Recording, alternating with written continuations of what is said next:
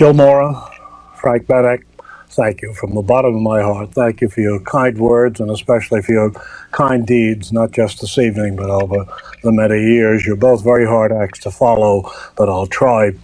Before I begin to say a few words about how I feel about retiring and how I feel about all of you in this room, maybe you'd like to get the good news. And the good news is that your committee has decided that there will be no public solicitation of funds on this occasion.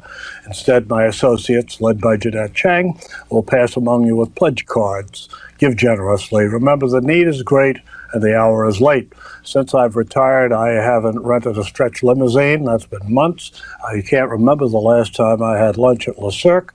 And next week, when Seal and I go to California, instead of staying at the Beverly Hills Hotel, we'll be at the Airport Holiday Inn. And that, believe me, is with the 10% AARP senior citizen discount.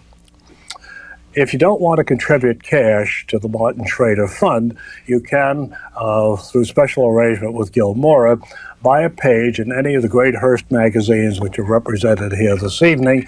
The special charity rate is 20% off the regular rate. That way you'll have a chance to do good for yourselves, do good for me, and do good for your companies at a very good rate. Call now. Our operators are waiting. There's an 800 number which you'll find on the pledge cards. Well, seriously, folks, as the comics say, enough levity.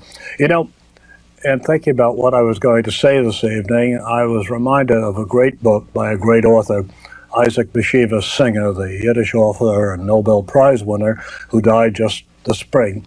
He wrote a book once called The Great Fair, in which he said life was like the great fairs that he used to attend when he was a small boy in a little town in Poland prior to World War II, I guess. And he said that in the morning of life, you hurry as he hurried to the great fair with wonderful skipping steps because you didn't know what wonders to expect, what marvelous things were going to happen, what life would hold for you in the way of drama and color and adventure. But in the evening, he said, when you're old, you leave the fair with laggard steps, slowly and reluctantly and sadly. Well, I've been to the Great Fair, and I've enjoyed it thoroughly. I've seen the great ringmasters, I've seen the great strong men, the ladies who ride on the bareback horses, and the high wire acts, and the daring young people on the flying trapeze. I've seen action and adventure. I've seen a lot of freaks and clowns, too, but be that as it may. But unlike Isaac Bashevis Singer, I don't leave this great fair with reluctant steps. I leave it rather eagerly, to tell you the truth, because another life awaits me. And the other life is a balance between commerce. I'm doing some things for Hearst and for some other companies, and charitable work, mainly, I should say, work in the field of culture and conservation rather than charities. And of course, the fact that it will leave me more time for family and friends. And family and friends, after all, are the bottom line of what life is all about. And I've been singularly blessed in both departments. I've been particularly blessed in my dear wife of the last 34 years, Seal Schrader, who's here tonight, who's been wife and lover and friend and advisor and guide and mother, fellow appreciator of music and of art and of travel, fellow skier, tennis player, doubles partner, singles opponent, companion on innumerable miles of hiking in the Alps and the Rockies and elsewhere, and a woman of whom I can say there's a Hebrew prayer that begins, a woman of valor, and I can apply this to Seal. I can also remind her that we saw a show recently called City of the Angels, and the hit song went, without me, you're nothing. In our case, the pronouns are reversed. Without you, I'm nothing, Seal. And I feel the same way about our children, about Esther, a budding young journalist in California, and her husband, Zara, a painter. They're not here this evening, unfortunately, but Danny and Melanie are here. Danny and Melanie are the two computer mavens in our family. I'm not even sure I know exactly what it is they do for a living, but they have promised me that they will have printouts rather than children. And then there's Howard, our oldest son, recently married to Nancy.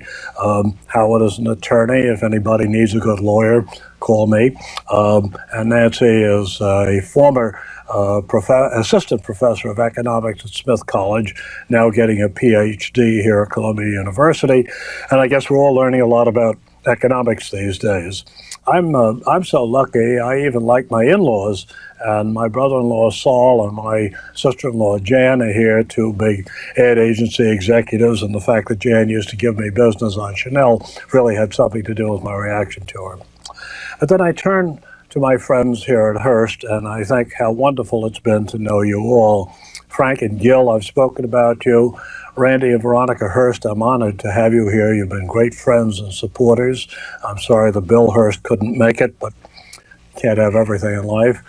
Dick Deems, the retired chairman of Hearst Magazines, a great friend, a man who taught me a great deal about inspiration and leadership and salesmanship and kindness and decency. I'm proud to have known you, and I hope we'll continue to know each other for a long time to come. I feel very strongly about Claes Berenberg. Although Claes, the new president of Hearst Magazines, has come somewhat late to my life, still, I've been very impressed with his vision and his sense of humanity and his kindness and his decency. Bob Brink, the executive vice president, is a wonderful man who does one of the most difficult things on earth. He gets things done in the face of the sluggish and rather reluctant Byzantine bureaucracy, which we have worked against together for a good many years. Turning to Harper's Bazaar, I love you all of you, but I must say a special word or two about Jeanette Chang, an extraordinary young woman who does extraordinary things. She's brilliant, she's perceptive, she's witty, she's warm, she's wise, she's been a great friend and guide, and we had a marvelous, absolutely marvelous division of labor. She did the work and I took the credit. Jeanette, I'll miss you most of all. And everyone else at the Bazaar staff, all of you, everybody. I don't want to single any more people out because I'd go on here forever and bore you all to death. I just want to tell you how wonderful it's been. But as I go into my new life, I think of some other things.